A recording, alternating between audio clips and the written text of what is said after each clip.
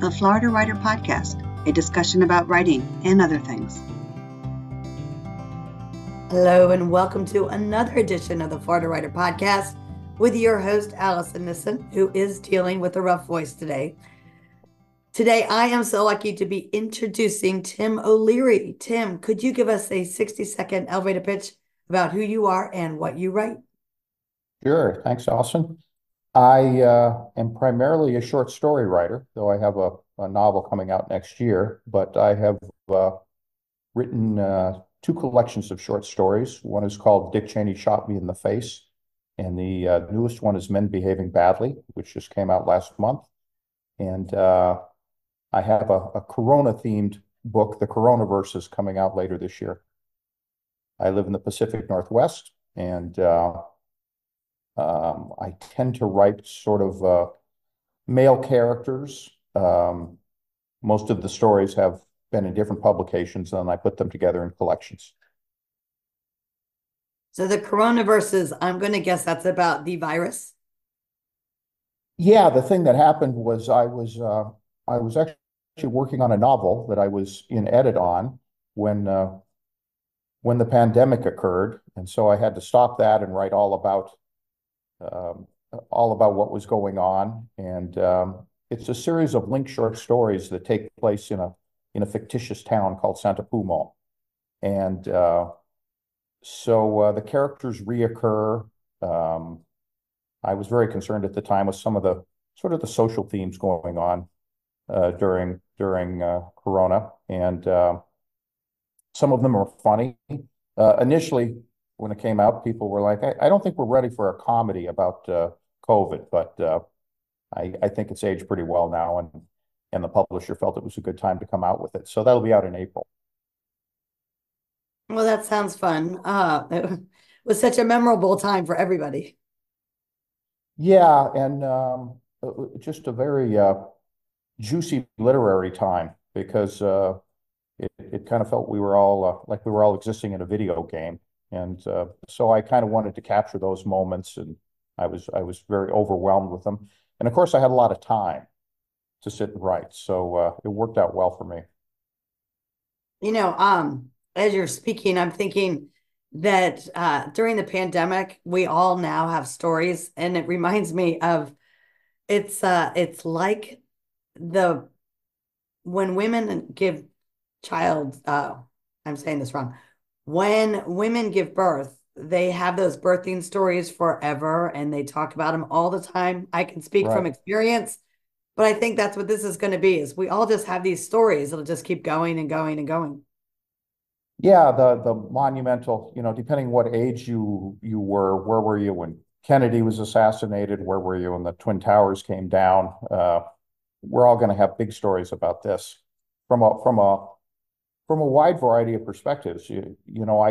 I think the book captures that. I had friends. I had one friend who lost both her father and her brother, and a very sad situation. And then I had other people that kind of coasted through it in sort of funny ways. And so it was kind of a lesson in extremes. Exactly. Tell me about the very first series of stories that you published.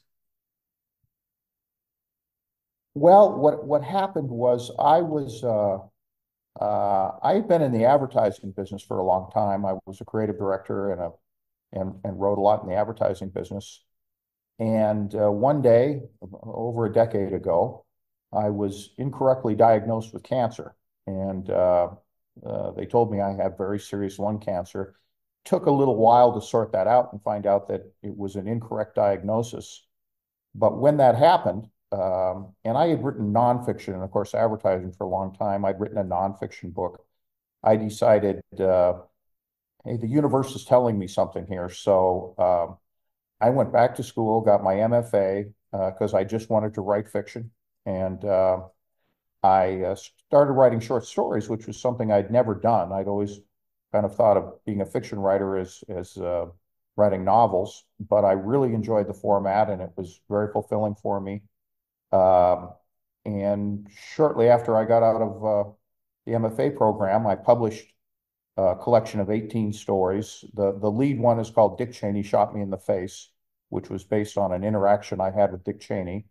It kind of envisions, we all know Dick Cheney shot somebody in the face, but what if he shot a lot of people in the face? What if he was a serial face shooter? And so it's I tend to write about men in unusual situations. I write a lot of comedy, but there's certainly some seriousness involved. And I just found the short story became a great outlet for me to kind of envision, in my everyday life, what if this happened or what if that happened? And I always tended to kind of live in my own head that way. So the stories run the gamut, but there's a lot of socially themed stories. There's a story about a guy who dates a Facebook profile. I deal with technology quite a bit. Just kind of taking what we all encounter on an everyday basis to sometimes absurd levels or frightening levels. And after that book, then I still had more stories to tell in that vein. And as time went by, and Men Behaving Badly is kind of the logical follow-up to that. It's 10 stories that are kind of in the same vein. Men kind of dealing with aging, with a lot of different situations that you kind of hit in sort of middle age and later in life. Do you publish these stories strictly in an anthology, or do you also try to publish them in magazines and other places? I typically kind of put them out in magazines, themed anthologies, sometimes literary journals, sort of to get a feel for them. They tend to because some of the themes, for instance, I have a story that just went in an Ursula Le Guin anthology, a tribute to Ursula Le Guin, called Homeless Gary Busey. And it's got a bit of it's about a homeless guy in Portland, and it's got a bit of a supernatural theme to it that the editors felt kind of was Le Guin like in some ways. So yeah, if I see a theme journal, or I have publishers come to me looking for certain kinds of work when they know that I have different kinds of work that way. Let's talk about the writing funny, so to speak. You mentioned that some of your work is comedic. I assume that that's not as in like a stand-up, but as in the irony vein. Would that be true? Exactly. It tends to be dark, dark comedy, and even in some of the very serious pieces, there is some comedy within that, which I think is pretty typical of life. But I just find myself drawn to that. I would say in either of the collections, probably half the stories have some sort of comedic bent to them. How do you add the comedy or the comedic bend to them? Like, what's a strategy other writers could employ to do that? Well, I tend to start with, let's take the Dick Cheney case. I tend to start with a theme, and I have absolutely no idea where I'm going. But in that case, I was in Jackson Hole, Wyoming, and I ran into Dick Cheney at an event, and I got very curious about him, and I researched him, and I thought, what do I want to say about Dick Cheney? I mean, he's an easy character from both a comedic and from a serious perspective. But what happened was, when I researched him, I realized there's all kinds of things at the time that people didn't know about him, that he'd been a draft dodger, and that he'd flunked out of school, and he'd had all these kinds of issues. And I realized in some ways he's a funny character. If you fictionalize this guy, he would be funny. And a movie came out shortly after that did that. to a certain extent. And so I decided I'm going to write a piece where everything about Dick Cheney is true, but I'm going to wrap it in a much more palatable and entertaining format. So the story is told from the perspective of a high school friend of his who gets kind of pulled back into his orbit. And that allowed me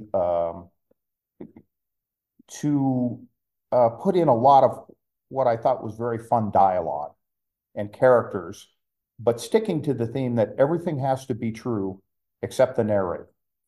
And I am a big lover of dialogue from a comedic perspective. I think that's something writers can look at is if you build that funny character and they tell the story in a funny way, they can make almost, you can insert comedy into almost any kind of story. I love that strategy of you stick with the truth and then you just change one part of it. And you're, in this case, the character, the narrator. So that's very clever. I like it a lot. So tell me about hooks for books. Okay. So I went to the University of Montana, and I grew up in Montana, and they had a very esteemed writing program there. When I first went there as an undergraduate, there was pretty much every great writer was making the pilgrimage to speak or to teach, and it was the second MFA program in the United States. It was always kind of a top 10 program, and over the years it got neglected. And as a state institution, it got a lot of its funding pulled.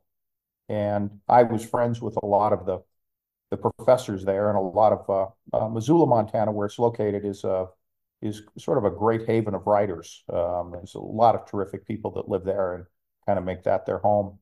So it's an incredibly literary community.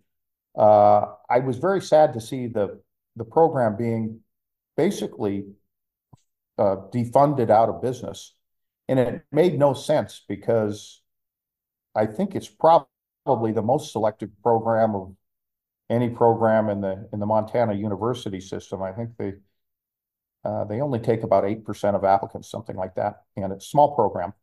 And so a buddy and I decided that we would do what we could to save it financially. And the logical thing for us, both being fly fishermen, and a lot of the writers that live in Missoula spend a lot of time on the river, and it's amazing how many Western writers at one time or other, because it's so difficult to make your money writing, worked as fishing guides or outdoor guides or that kind of thing.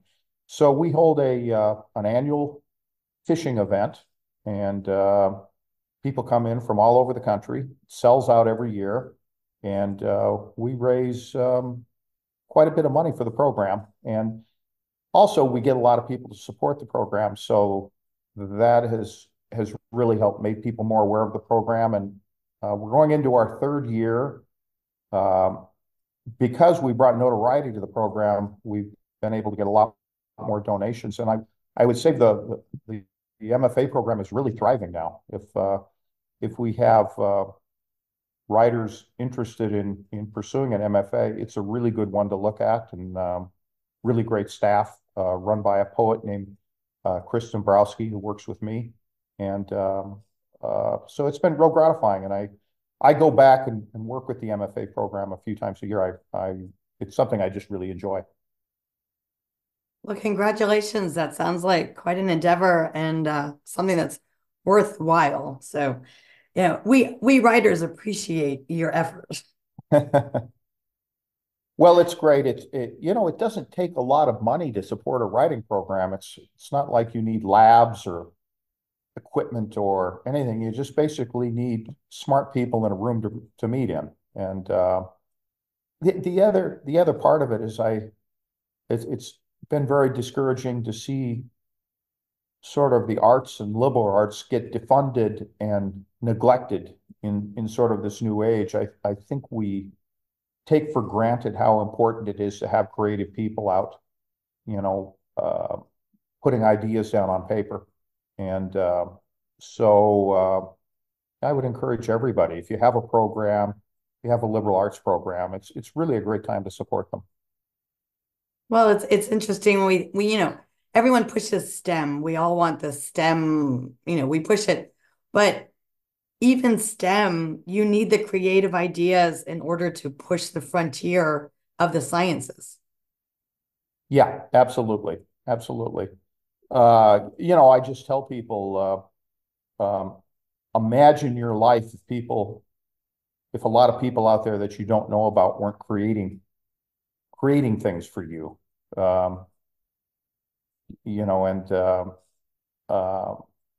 There's just so many ways to be creative now, but it starts with words. And whether it's a video game or a novel, it all starts with an idea going down on paper. Yes, absolutely. Tim O'Leary, how can people learn more about you and your work? Well, I have a website, timothyolearylit.com, and you can see everything there. There's links to all the books in your favorite bookstores. I have an Amazon page, and people can go there. Hopefully, you can go into your local bookstore and find something I've written. And I'm I'll be doing a tour with the new book in April, and that's starting to get set up. And there's a schedule on the website there too that will be evolving, and I would love to have people come out and see me. A tour, how exciting. That doesn't seem to happen very often anymore. No, it doesn't, but I really enjoy it, and I try to do indie bookstores, although I do some barns and that kind of stuff. But it's pretty gratifying, and it's also a great way to get new material. Absolutely, that and sitting in an airport for a while. That's right. All right, Tim, are you ready to switch to our rapid fire questions? Yes, I think so. We'll see. If you were going to live on a secret island, where would it be? A secret island. You can pick anywhere. The Caribbean, Alaska, in the middle of Lake Michigan. Yeah, I think there is a big lake in Montana, in northern Montana, called Flathead Lake, and it has some private islands on it. And because I like that climate so much, and I could get off of it easily to visit civilization, I'd probably live on one of those islands. All right. What is your favorite breakfast food? It sounds very old manish, but I like to eat oatmeal with berries. Oh, not old manish at all. Add a little brown sugar. Yep, absolutely. And if you were going to travel on an underwater adventure, what animals would you like to see? Oh, I'm a big fan of rays, and I think rays are awfully elegant to watch. Have you ever gone to an aquarium where they have the little pools of rays and they'll climb up over the edge and like give you little kisses? Yes, I love it. I went to a place in Hawaii where the pools were right there, and they would come around and people would feed them. I don't know if that's environmentally correct, but it was interesting to see. Well, Tim O'Leary, thank you so much for stopping by. Thank you. I really appreciate it. You have been listening to another edition of the Far to Writer podcast with your host, Alison Nissen. Alison out. Woo! We're all done. Thanks, Alison. That was fun. Born in Billings, Montana, Tim O'Leary is the author of Warriors, Workers, Whiners, and Weasels, Dick Cheney Shot Me in the Face, Men Behaving Badly, and the forthcoming book, Coronaviruses. to be released in 2024. He graduated from the University of Montana and received an MFA from Pacific University. Tim and his wife Michelle and their yellow lab split their time between Washington State and California. Discover more at timothyolearylit.com. For more information about the Florida Writers Association, visit us at floridawriters.org. Until next time.